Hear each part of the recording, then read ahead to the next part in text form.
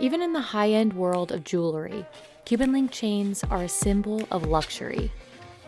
This 18-karat gold chain is worth $27,000, and some of the most valuable chains will cost 10 times that. Making a single chain requires the skill of more than 5 experienced jewelers and can take over 12 hours. So how exactly are Cuban link chains made? And is that what makes them so expensive? Somebody had to literally take 14 hours of their day running hot steel through machinery to then turn it by hand, to then file it by hand, to then polish it by hand.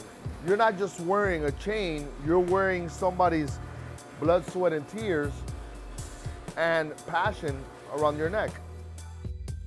The origin of the Cuban link chain is tough to pinpoint, but it likely didn't start in Cuba. It was a quintessential part of hip-hop style in the 70s and 80s, and grew in popularity as hip-hop became more mainstream in the US. But not all Cuban link chains are created equal. Many Cuban link chains are made by machines in countries like the US, Italy, and China, but the authentic and most expensive ones are made by hand at just a few shops in Miami.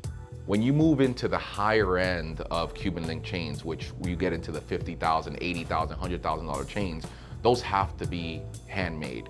One, because of the attention to detail. The file, the tight links. It's like going to a Ferrari dealer. You could buy a Ferrari off the lot, or you could have it made to how you want. This is a custom build. A chain like this goes through 30 manual and time-consuming stages. The skills come from your ability and practice and knowledge. Worldwide, I can't tell you an exact number. Within South Florida, there's a handful of people, literally a handful of people that could do this. Not only is this process incredibly labor-intensive, it's also dangerous. Chino and his crew work with 1,000-degree flames to melt down the gold and form it into a bar. You definitely got to be paying attention to what you're doing in this job. One mess up, you're gonna hurt yourself. There has been people that have lost fingers in this business. That bar passes through a rolling machine as many as 12 times just to make it thinner. Each of the 9 jewelers at Gold Fever Miami has a specific job. At the stretch bench, one jeweler can spend over an hour just stretching the wire to length. This isn't dirt, it's actual gold. If you look at my hands, you'll see the flakes of gold on them. This wire then gets curled around a copper rod to form the shape for the links.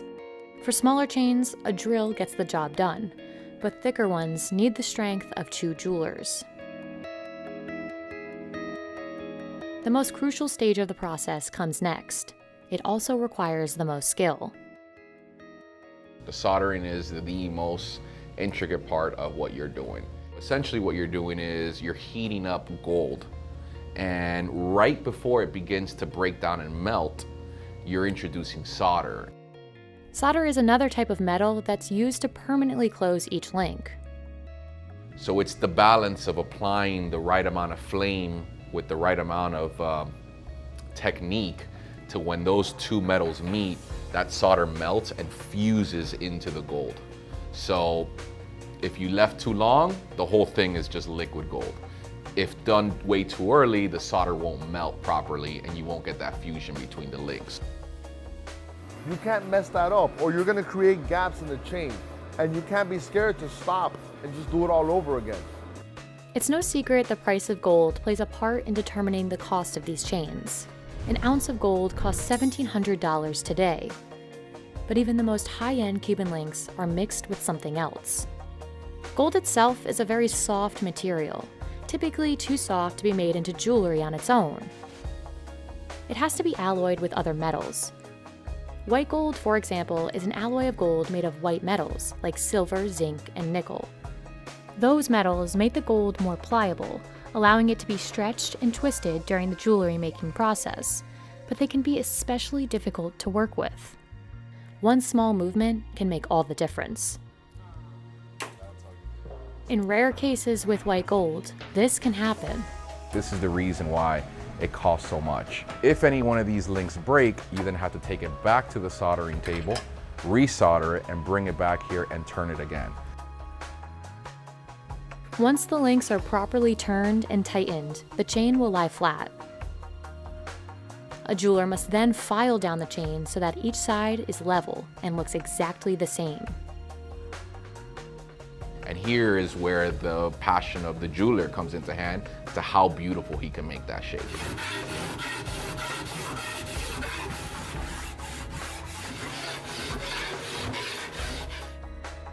But these Cuban links in particular didn't become so sought after or so valuable until recently. Google Trends shows that searches for Cuban link chains began taking off in 2012. And in the last 2 years, Gold Fever Miami sales have grown 100 times over. The shop used to sell $2,000 worth of Cuban links a month.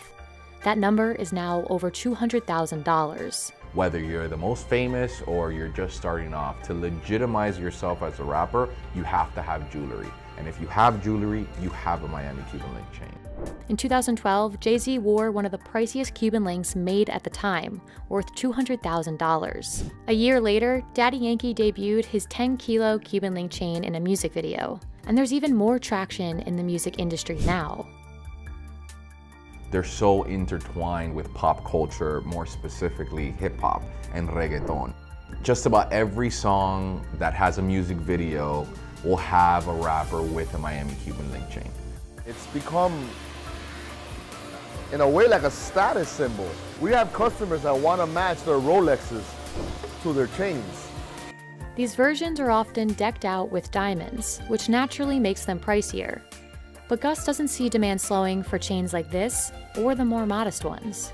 Right now, as of March of 2021, we are pumping anywhere from 10 to 15 kilos in 5 days, so per 5 weeks.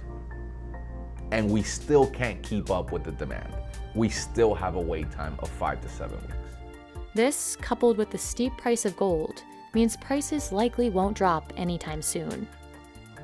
My favorite part of the process has to be the polishing. It's when you see a beautiful piece of metal end up in a beautiful piece of jewelry. So, plus it's the last step, so that means we're done.